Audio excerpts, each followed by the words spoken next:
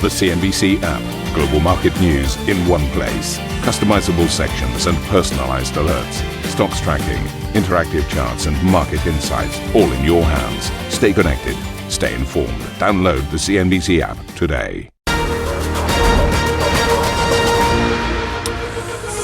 A very warm welcome to Squawk Box on this historic Monday morning with Carolyn Roth and myself, Steve Sedgwick, and these are your headlines. Asian equities are plunging with the circuit breakers left, right and center in Taiwan, and the Nikkei has now been pushed to an 18-month low as China fights back against President Trump's sweeping tariff policy. US equity futures also pointing to more dramatic, heavy selling. That after $5 trillion. $5 trillion in market cap is wiped off the S&P in just 2 days. And President Trump shows no sign of backing down. I don't want anything to go down, but sometimes you have to take medicine to fix something. And what's going to happen with the market, I can't tell you, but I can tell you our country has gotten a lot stronger. European equities are set for another day of pain as EU trade ministers gather in Luxembourg to discuss their tariff response. The Trump administration is forced to extend its TikTok deadline after China reportedly pulls out of a deal at the 11th hour amid the tariff controversy.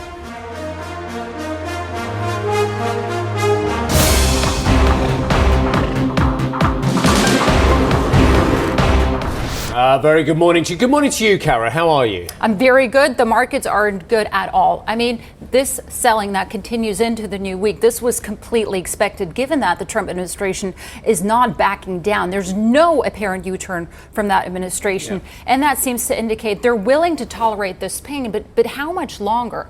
Well, how much longer are the people who've enabled Donald Trump to do this going to put up with it? I'm talking about Wall Street, which, let's be brutally honest about it, was stunningly sycophantic towards the president-to-be before his inauguration. I'm talking about the big money in business who, again, run down to Mar-a-Lago in those private jets to kiss the ring as well. I'm talking about Congress and Republicans, which have still controlled both houses, although that'll be very interesting as we build up to the midterms as well. We're seeing the fraying at the edges from Republicans. So it's not a surprise to me that the administration is going hell for leather on a policy they think is going to be better for America. It is why all the enablers aren't being more vocal about telling him this is erroneous and is destroying a large amount of global trade, a large amount of the global economy, but primarily is acting as an act of stunning self-harm for the United States. And I said this to you just off air. Where's Scott Bessent? He was supposed to be the voice of reason, the Treasury Secretary. He should know that on a day like today, Thursday, Friday, there are plenty of hedge funds out there with margin calls. He knows what this does to trust, to the financial system. They don't care. They've decided they don't care. Can I tell you something, an anecdote, which I can't tell you too many details because I don't want to reveal the person who told this to me. But I spoke to a senior member of the Trump administration last week. It was Chatham House, so I can't tell any rules. The Trump administration in the first term. This is Trump 45. And that person said to me, in Trump 45, we were able to act as a mitigating presence around the president. If he said one thing, we could argue with him. We could say, no, sir, this is not the right policy. There were a lot of grown-ups in the room. This time round, we are surrounded in Trump 47 with loyalists, just loyalists, who basically are doing the bidding of the president, regardless of the economic and political and international relations rationale. That is an enormous difference between Trump 45 and Trump 47. The grown-ups aren't in the room. And if they are in the room, they're certainly not speaking up. And I'll tell you an anecdote myself. Again, this is Chatham House almost completely off the record. Basically, a Swiss official telling me that, yes, all his subordinates, his team, they can tell you one thing, but one thing that they will always emphasize is at the end, everything is at the discretion of the president. They have no clue what's going on in terms of tariffs, in terms of some of the other policies. At the end,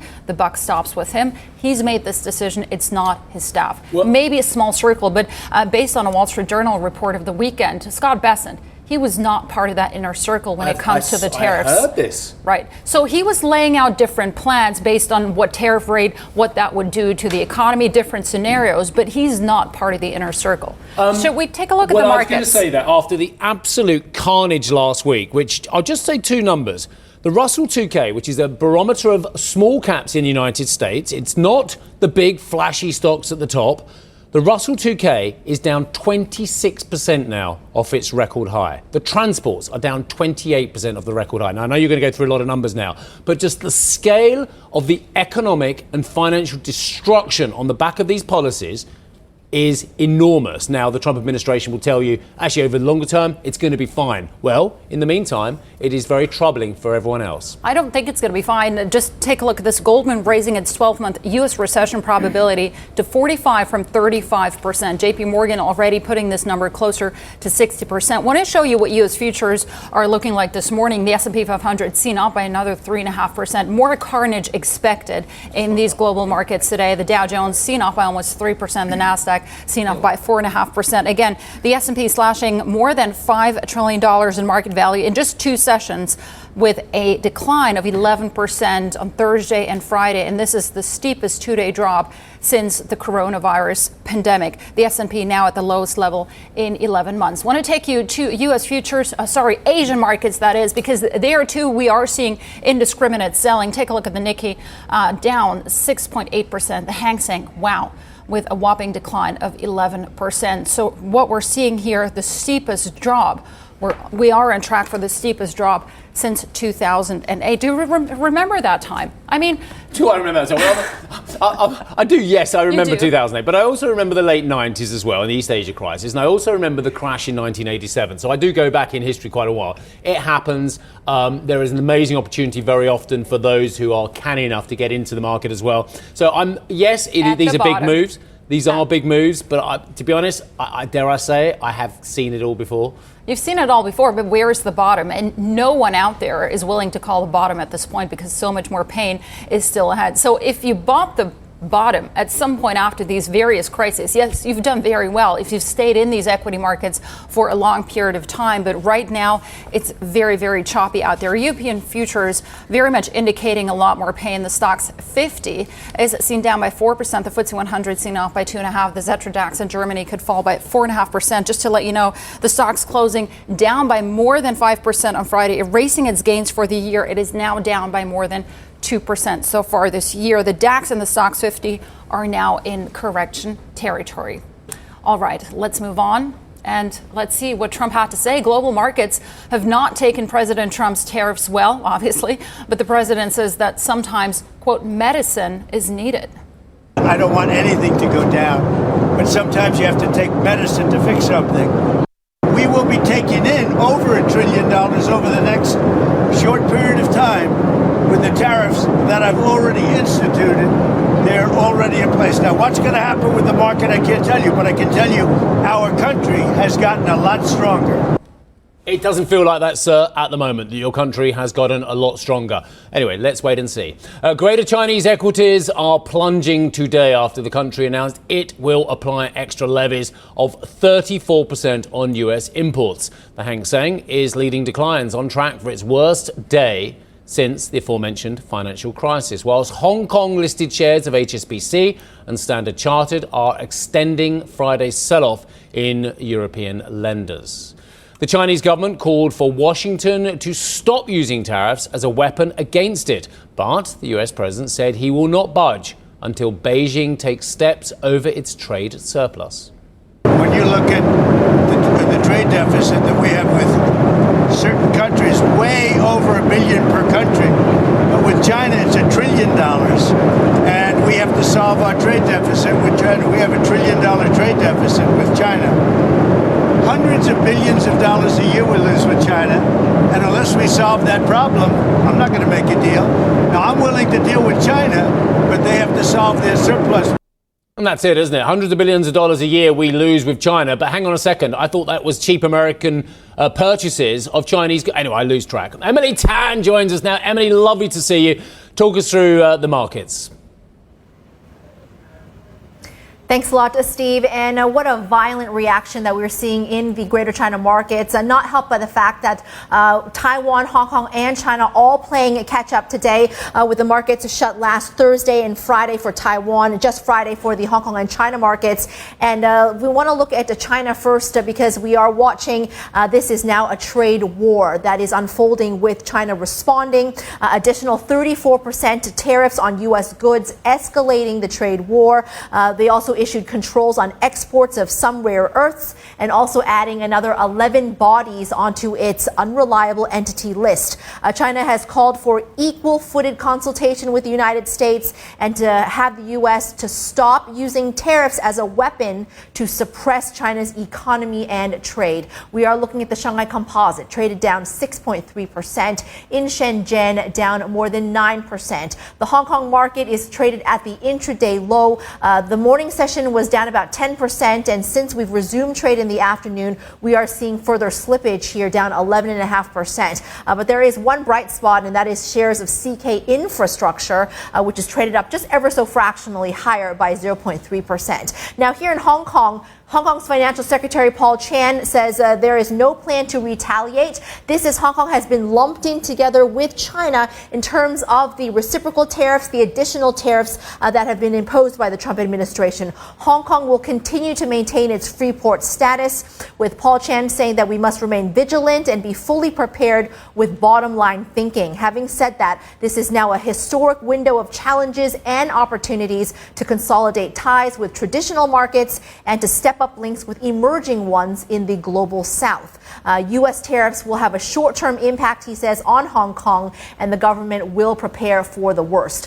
We are tracking Lenovo shares today, down more than 20%. We've seen quite a bit of slippage here. Lenovo is the world's #1 PC maker and also amongst the world's biggest global tech companies. I got a chance to speak to the company's new CFO. He's been only in the job for the last week. And of course, there's only been 2 other CFOs in the company's 40-year history. So Winston Cheng sat down with me and I asked him how they are assessing these tariffs policies coming through from Trump and what the strategy is for Lenovo. There's a lot of uncertainty in the market, and I think the markets are reacting as such. For us, is really to assess the policy, but also the details of the policy. I think there's well publicized in terms of the rates, in terms of the tariffs across 185 countries. And we're also seeing reciprocal tariffs from certain other countries. For us, really to assess the details around the supply chain. The supply chain is very complex in terms of components moving from different parts of the world. And for us, it's important for us to know what the details of that. A lot of our components, actually, input costs are also from the U.S. So how does the U.S. treat that as part of what is being re-exported back into the U.S.? I think it's important for us to assess. We have 30 manufacturing sites across the world. We have our own ability, plus our partnership with the ODMs. And for us to have the manufacturing across all 5 continents is also an advantage for us to be flexible and very agile in this environment. Lenovo amongst the biggest losers in the Hong Kong market. We're also tracking the weakness over in Taiwan. As I mentioned, playing catch up today, and President Lai Ching-te saying that he will offer 0 tariffs as the basis for talks with the United States. There will be no retaliation. They have pledged to remove the trade barriers rather than impose reciprocal tariffs. Now, for Taiwan, it's 32% reciprocal tariff, and the semiconductors have been exempt. But having said that, tariffs on chips are expected to be announced shortly. We are looking at TSMC shares today. They have gone limit down 10%. Foxconn as well, Han High Precision, is also traded down almost 10% as well. And that is why we're seeing these pronounced losses on the Taiwan market. Now, the Financial Supervisory Commission, the regulator in Taiwan, imposing a temporary curb on short selling. So they've limited the number of shares, the average daily trading volume to just 3%. Down from an earlier 30%. So these curbs will run from today through Friday. We're going to be continuing to look at Greater China, Steve, in our new show, The China Connection. Of course, we take a deeper dive and a deeper look into these markets with the Chinese policies and how it relates to the rest of the world. Back to you guys. Emily, I knew it was your new show today. Congratulations and the best of luck going forward. You won't need luck. It's a brilliant show with a brilliant team and a brilliant presenter as well. So Thoroughly looking forward to the new show, China Connection, as well. Thank you very much indeed for that. Right, let's move on. All right, let's get back to the market fallout in Asia. JP joins us with more on these very violent Asian market moves. JP. Good morning, Carolyn. Yes, as Emily hinted a while ago, the sell-off continues to deepen and worsen across other parts of Asia. It seems that the word of the day for a number of key markets is circuit breaker, because we saw that also happen in other markets outside of Taiwan. In South Korea today, they actually triggered what they call the sidecar trading measure, because Korean futures actually traded 5% lower for a prolonged period of time. This was to try to temper the sell-off, but it did little to do that, with the Kospi falling by about 5.2%. The one market to watch that did trigger that circuit breaker was the Nikkei 225 today, or the Japanese equity markets, and we have seen them actually fall into bear market territory as of today. Keep in mind, this time last year we were talking about the Nikkei 225 possibly testing and breaching 40,000, but what a difference 12 months makes. We now see it languishing in bear market territory. One sector to watch out for when you look at the sell-off also, apart from the tech stocks and some of these trade-exposed stocks, is banks, because there are on two fronts, banks could see a bunch of risks. On one hand, you see this global economic slowdown that could result from these tariffs, that could crimp or cut down on demand for loans for businesses that might see slower growth. But also banks with huge trade financing as a big part of their order books also could face a big downturn there. You're seeing the likes of Japanese banks, the Topix banks plunging by about 8.7% in today's session. Also the likes of the Nifty Finance in India also falling so far intraday. Now, in the currency space, there's one currency to watch out for. Yes, the Japanese yen continues to strengthen so far in today's session, but take a look at the Australian dollar here, which is now weakened and actually fell below 60 cents against the US dollar. You have to go all the way back to 2003 for the last time we saw the Aussie actually trading at this particular level. And there are a lot of question marks, because the Australian economy is also very much tied to the fate of the Chinese economy, because this is their biggest export market and the biggest buyer for the iron ore and copper, among other things. And thus also a lot of question marks now raised about the Australian economy and the markets there as well. If you take a look at emerging markets or some of the smaller markets in Southeast Asia, there's also been a lot of commotion actually at the moment.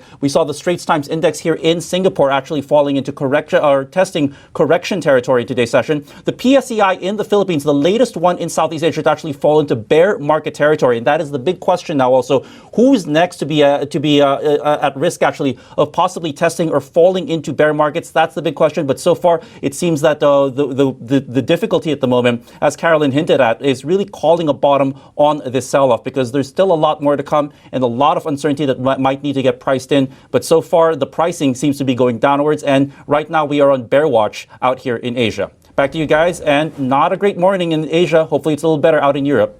Very unlikely at this point, JP. Thank you so much for that. Still coming up on the show, traders raising their bets on Fed easing as Jerome Powell sounds a warning on tariff-driven inflation. We'll bring you his comments next. Plus, trade tensions threaten to derail a deal for a U.S. company to take control of TikTok's U.S. operations. Arjun has all the details. And we'll get another take on the impact of global tariff turmoil with the CEO of DHL Supply Chains. Don't miss that conversation at 8 a.m. London time.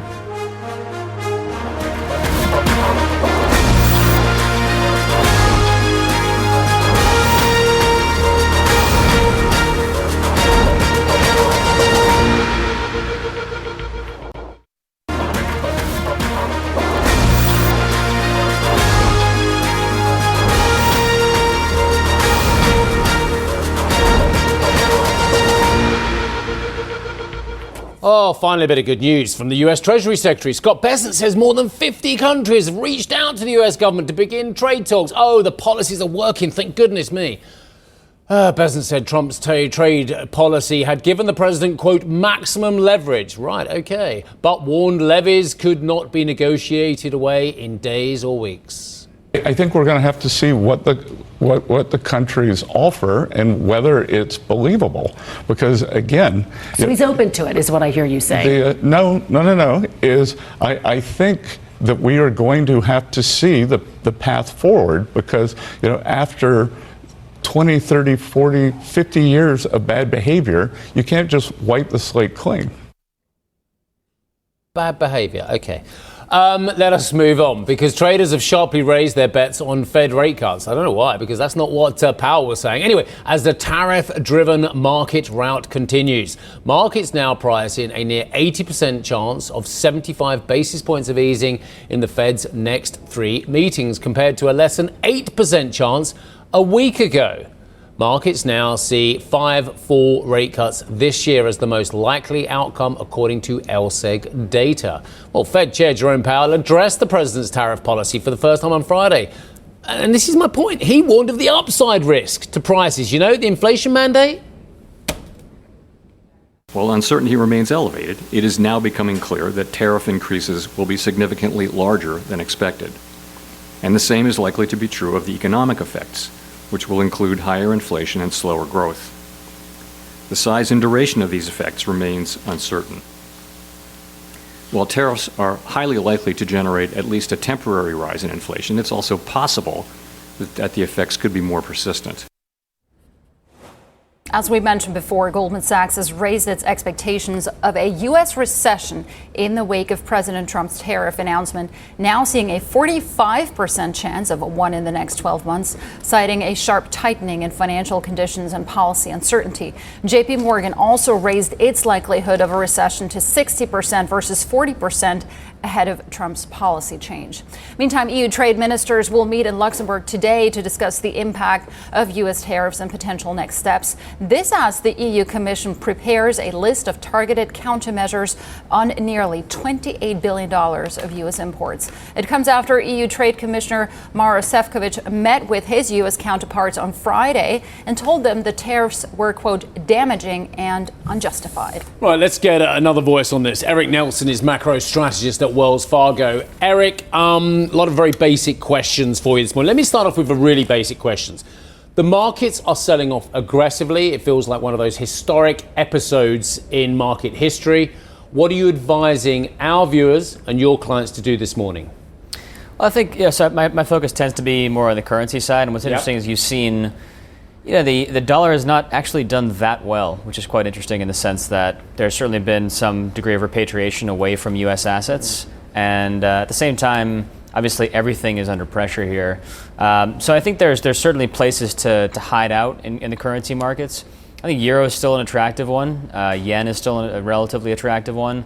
I worry a little bit about yen, though, in the sense that there's certainly some tariff pressure. There's also a question at a certain point here where how much can bonds continue to rally in this environment, given the inflation risks? Obviously, Powell signaled no interest in kind of cutting rates here. Obviously, if we go far enough here, it becomes just a pure demand shock, and the inflation concerns from tariffs kind of go out the window. But I think for right now, I think the key date here for us to watch is April 9th. So that's when the actual next leg of tariffs go into place. I think if you've got nothing before then, this is just going to absolutely continue to turn into continued downward spiral. Eric, can we come back to the role of the dollar? Because as you pointed out, it hasn't been performing very well. It has not been the safe haven currency that we would expect it to be in these times of turmoil. And there's one very important reason, obviously, because the source of the tragedy, the economic tragedy, comes from the U.S. There's very little trust, but also what seems to be transpiring in the markets is that at this point, there's no funding, no solvency crisis just yet. Are you seeing any signs of stress in the interbank lending market? Are you seeing any signs of stress there that would imply that at some point the dollar's role as a safe haven currency will come to the fore? Yes, it's a really key question. And I think right now we haven't quite seen that just yet. So repo seems to be holding in okay. Cross-currency basis seems to be holding in okay. I do think at a certain point, if this continues, you absolutely will see pressure there. So yes, there are more facilities now than there were in maybe 2008. Standing repo facility, lots of central banks have these things. But I worry about things like trade finance, right? A lot of U.S. dollar borrowing from the trade side. Just the value of U.S. dollar assets. The whole world is long U.S. assets, and a lot of that's funded in short-term FX swap markets. So yeah, this continues for another couple days. I would expect to see that start to buckle, and then dollar could start to rally versus a broader set of currencies. You say if this continues for a couple of days, is there a pivot? Is there a point of stress that you're really looking at? Is it a couple of days of no reaction from the Trump administration, or what would it be? Yeah, no reaction from basically anyone, which is what we've had, right? The Fed doesn't want to play ball. Other countries, yes, in some extent, are making some offers, but Europe doesn't seem particularly interested in negotiating. And by the way, China has taken a pretty adversarial approach so far. Maybe not so much on the currency. They haven't weaponized the currency just yet, but they're signaling they want to play hardball as well. Given your concern about the aggressive buying we're seeing in the bond market, and obviously the equity market is falling aggressively, do you think the odds of not only a recession but stagflation are actually the greatest risk for the market at the moment, or is there something even greater? Yeah, stagflation is the policy choice here, right? You want to impose much higher prices on your domestic consumer and producer. That's kind of by definition, and by the way, causing a demand shock in the interim. At a certain point, the demand sort of shock outweighs any sort of concern around supply shock if this continues for long enough. But I think the risk of stagflation is absolutely here, especially if, let's for argument's sake, say that Trump backs off some of the reciprocal stuff and we end up with just a baseline 10% tariff. That's an enormous price hike, right? Yeah. So even in that, I'll call it maybe the best case scenario versus what's currently happening, that's still, again, very much a stagflationary policy choice. So given the fact that the president has said this could take a very, very long term and they're looking at the medium term, and it might be for his successor potentially to actually see the benefits of this policy, if indeed there are any benefits of this policy as well. Is the US consumer, which is kind of where you're talking about the demand shock side of things, going to crater its demand for buying stuff in the very short term? Because bear in mind, the US consumer is 65 to 70% of the US economy. Well, the concerning thing also here is that look at the Q1 spending numbers. Even before this real market shock started, we're poised to print a 0% gain in PCE in Q1. So that's before all this stuff. Now, of course, there's wealth effects to consider here. So the risk of an outright decline in spending here, just purely from the wealth effect, but also the real income loss is very much there. When is the Fed going to move next? Is it May? Because that seems to be penciled in by the market, 55% chance of that happening in the month of May. Keep in mind that last year they moved lower twice, even though the need wasn't necessarily there. Now the need is there, even though the inflation picture is very muddled, very uncertain, obviously. What's your call here? Well, May feels like years away at this point, given how fast markets are moving. So if we're still in this environment and still in a tailspin, even 2 weeks from now, like you do start to worry about not just a May cut, but intermediate cut. I suppose the problem is the Fed really the best agency or sort of tool to deal with this? Certainly lower rates will help, but ultimately you need some sort of more geopolitical, strategic kind of change here to really change the outlook. And Powell made pretty clear that he'd like to not be the person to try and bail out kind of the president on this. So you're saying it's the president himself, only himself who can get us out of this. It's not the Fed, it's not anyone else. The Fed can cushion the blow a little bit, and especially when it comes to funding facilities. We talked about dollar funding stress earlier, but also on lower rates, sure. But the stagflationary policy impulse here, the Fed is not well equipped to handle that. I've got 30 seconds. Do you think this administration is competent? Well, I think the challenge here is this was supposed to be about negotiating and maybe seeing other countries remove their tariffs, maybe go after China as kind of a key target in this and rally a coalition of the willing against China. Yeah. That's not what we've seen. Well, when you go after your allies such as Taiwan, such as South Korea, such as Japan, such as the United Kingdom, such as the penguins on whatever island it is they've taxed as well, then you kind of think it's a bit kind of counterintuitive. Yeah, and I think that key point really there on China, that who's going to emerge stronger if this continues like this? Is it going to be kind of the U.S., at least on the trade side, especially the U.S. antagonizing a lot of China's allies in the Southeast Asian region? I think is probably going to end up being difficult long term strategically. Thank you for listening to Squawk Box Europe Express. For more market moving news, you can head to CNBC.com. Or join us again on the show with Steve Sedgwick, Karen Cho, and myself, Arabile Kumete, weekdays on CNBC.